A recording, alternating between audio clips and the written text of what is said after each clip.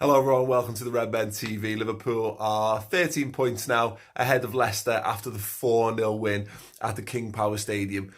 Liverpool are 14 points ahead of Manchester City. Liverpool have a game in hand over both of those teams as well. I have never seen anything like it. That for me was my favourite Liverpool performance of the season. Arguably our best. 1-0, I think the commentator said it right, John Champion. The word is assured. I've never seen Liverpool look this comfortable in their own skin before, and you've got the Liverpool fans there singing, now you're going to believe us champions of the world. And there's one point in the second half where they're singing that, and it cuts to Trent and he just smirks. And this looks like a team who they believe in themselves, they understand their roles perfectly, they understand each other's roles perfectly within the system. And I thought to a man, they were absolutely outstanding tonight. I thought Jordan Henderson was magnificent again in the six. He orchestrated in crossfield balls, stretching the play constantly, winning the ball back, keeping it moving. Just a great range of passing throughout. I thought Joe Gomez, once again, absolutely outstanding alongside the ever-imperious Virgil van Dijk. Down the left, Robertson constantly causing problems. Gini Wijnaldum, the midfield's got so much balance with Gini in it. He provides so much. He's never the flashiest or the showiest. Maybe he doesn't play. He's the guy playing the killer balls or having the great shots on goal or whatever. But he just helps everything work for us. I thought Naby Keita was really, really good as well in the middle of the park because, look, he's a lad who, he's not settled. He's not played tons of consecutive games for the Reds at all, but he doesn't look out of place in any way, shape or form. He looks so comfortable, he looks so composed. There's times when he's just gliding past Leicester's men for fun. And bear in mind, they basically played 4-5-1. They tried to put a lot of men between us and the goal, and the amount of times that we just waltzed through them, particularly Naby Keita, great. The front three, Mane, I think should score a couple of goals. That's probably one. If I was giving player ratings, I think I'd be giving pretty much 10s all round, with the exception of Sadio Mane and maybe Salah. But Mane for not sticking the chances away, you'd be knocking a slight mark off or whatever. But again, really good performance. Roberto Firmino. A fortnight ago, I was going, look, he's tired, he needs a rest, it's not really working for him, we maybe need to look at rotating, etc. We've announced the Minamino signing. I wonder whether that's a factor, but also I wonder whether we're doing some work with him on the training ground, just getting him to be between the frame of the goal a little bit more, or at least between the width of the 6-yard box, because he just looks so much more dangerous. And his first goal is a if a target man scores that, you're talking about rising like a fresh salmon out of water. Harry Kane scores that, it's a fantastic Harry Kane goal. The second one is just the touch, because Trent pings that across. Phenomenal touch, amazing finish. Bobby Firmino, what's not to like about him?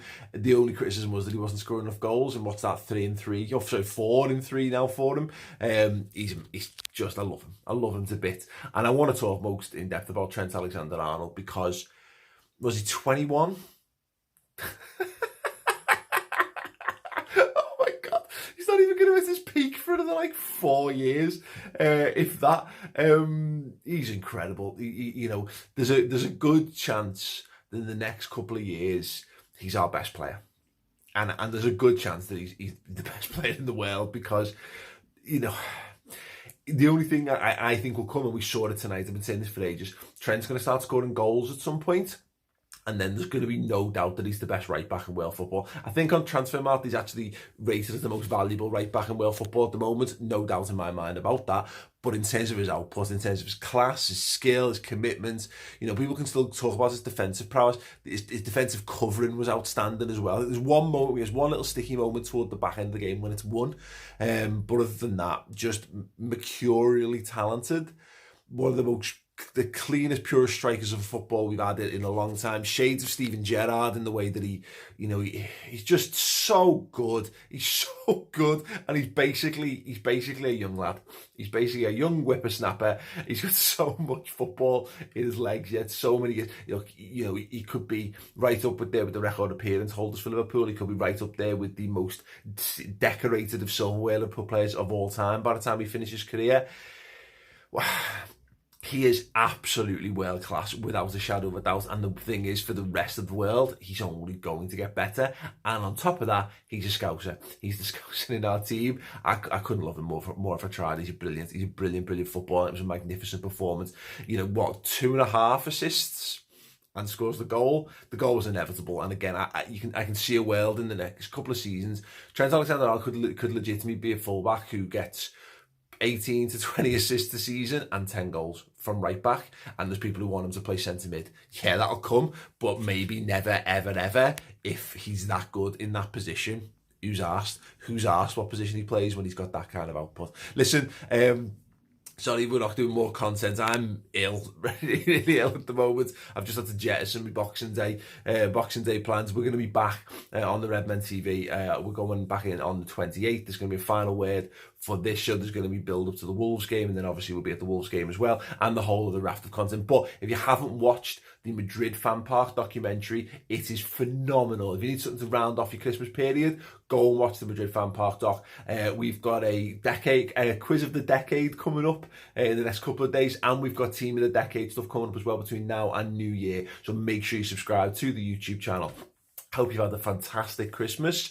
I have. What a performance by the Reds, as I say, probably my favourite of the season so far. And Liverpool's sitting pretty at the top of the Premier League. Up there, it was top of the tree, basically up there. If you enjoyed that, drop a like, make sure you subscribe. And if you want more from me, check out Mates TV, which is my YouTube channel as well. Cheers.